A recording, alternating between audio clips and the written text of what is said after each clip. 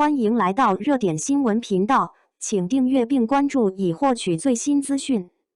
内娱10年不塌房的白敬亭，凭什么成了综艺咖里的演技派，还越混越好？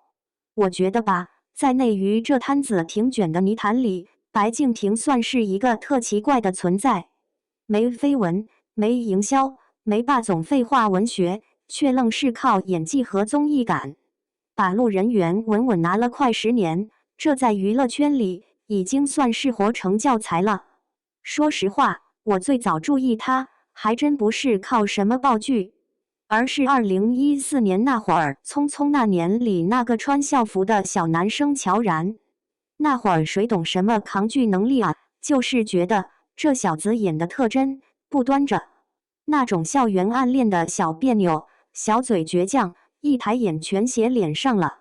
我当时心里想，这人要是不红，那才叫离谱呢。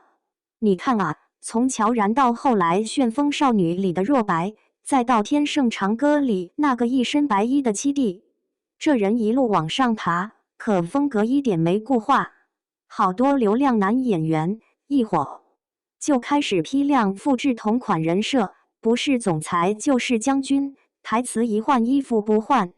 但白敬亭这边路线挺杂，他自己也挺轴，反正就是不肯固定成一个模板男主。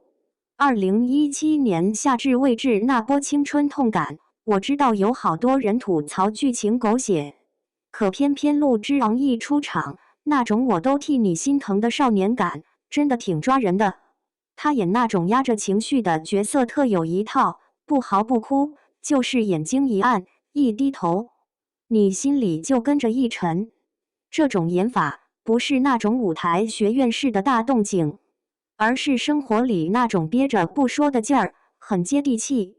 而转折点真正在2020年前后，国内几大平台当时都在压悬疑剧，优酷出了《棋魂》，爱奇艺上了《迷雾剧场》，马上2022年5月，腾讯视频把开端一放，完了，白敬亭的扛剧标签直接焊死在他身上了。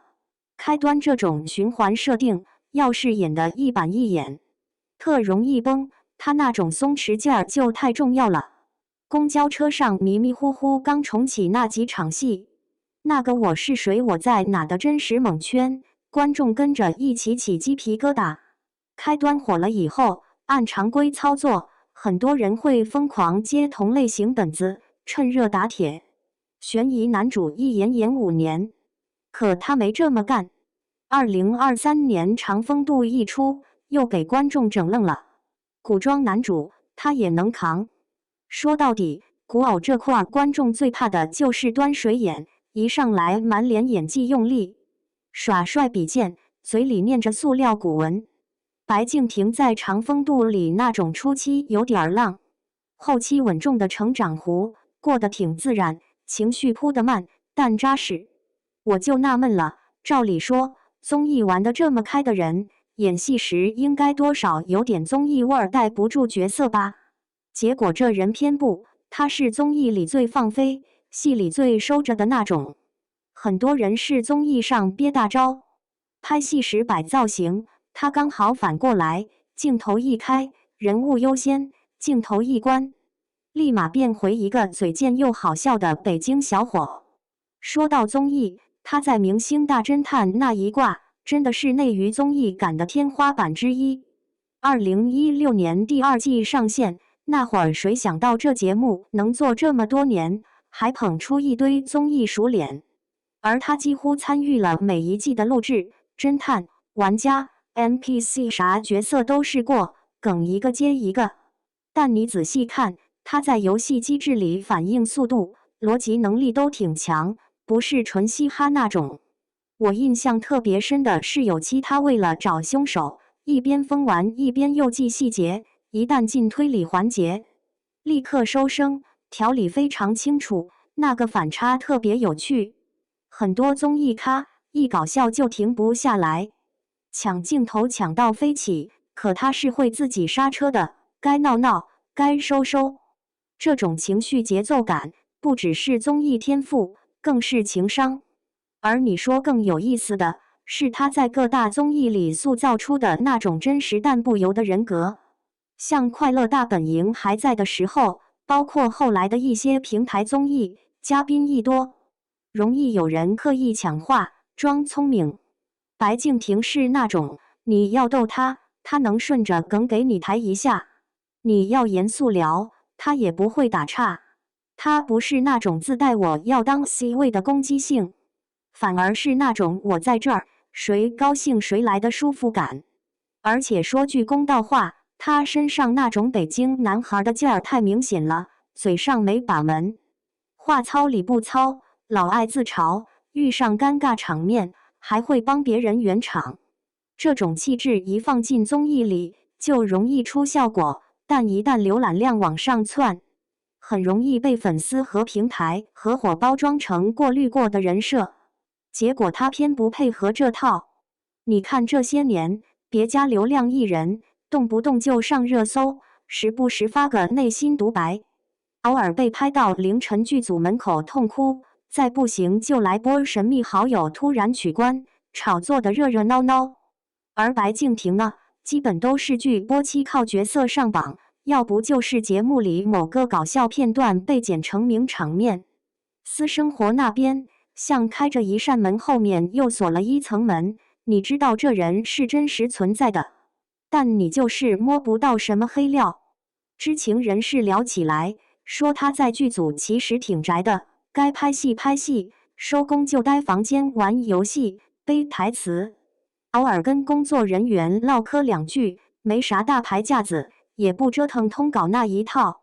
人设是观众看过综艺和作品自己拼出来的，不是公关部一条条写出来往外发。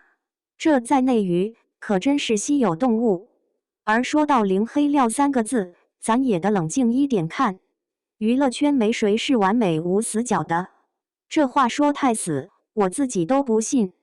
更准确点说，人家是没明显道德污点，没恶性争议，也没那种翻出来一看就想拉黑的旧事。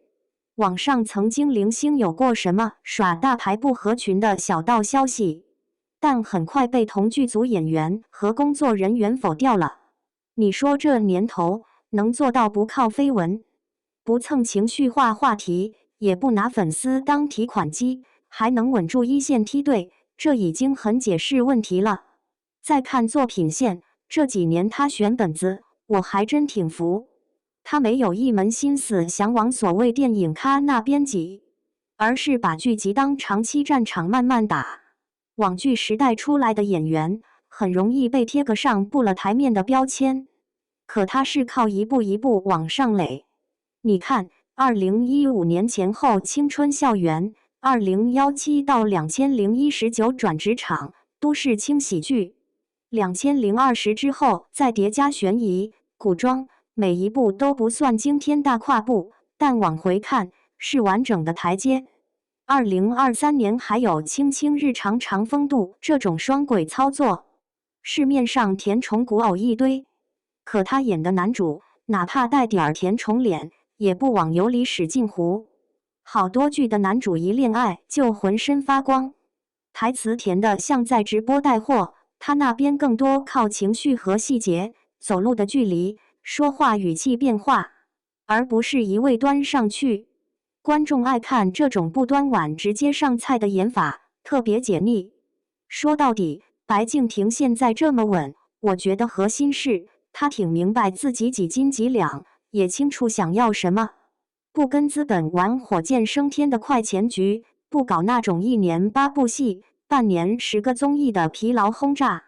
他是那种忙得过来就接，忙不过来就算的节奏。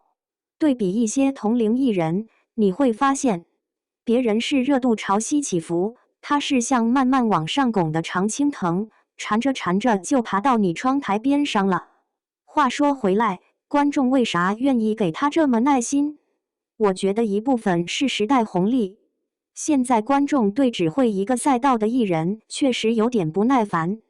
你要只会演戏，镜头后面木讷又不说话，大家会觉得你无趣。你要只会综艺，正剧里撑不住，大家又懒得追。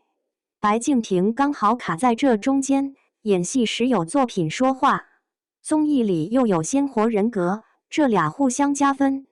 演技没掉线，综艺不犯蠢，私德上不作死，再加上性格上有点轴，有点闷骚，有点嘴贫，对路人来说，就是那种我身边真可能有这么一个人的真实感，而不是挂在墙上的完美海报。互联网时代，人设翻车已经看太多了，大家现在就想看这种可验证、能对上的人。要说我个人更爱他哪一面，我还真纠结过。如果单看快乐指数，那肯定是综艺。一打开明侦，他在那里互怼、发疯、飙车，立马心情好一半。而如果从能在脑子里留下印记的角度，那还是影视角色更有劲儿。乔然、陆之昂、肖鹤云、顾九思这些名字一提就有画面感了，这就叫演员的底气。综艺给他的是曝光和人情味，影视给他的是沉淀和厚度。一个负责让你认识他，一个负责让你记住他，这俩少一个都不完整。所以要非让我选，我有点北京人那股犟劲儿，我就不选。爱看角色，也爱看他在综艺里乱嗨，图啥啊？图个长久好用呗。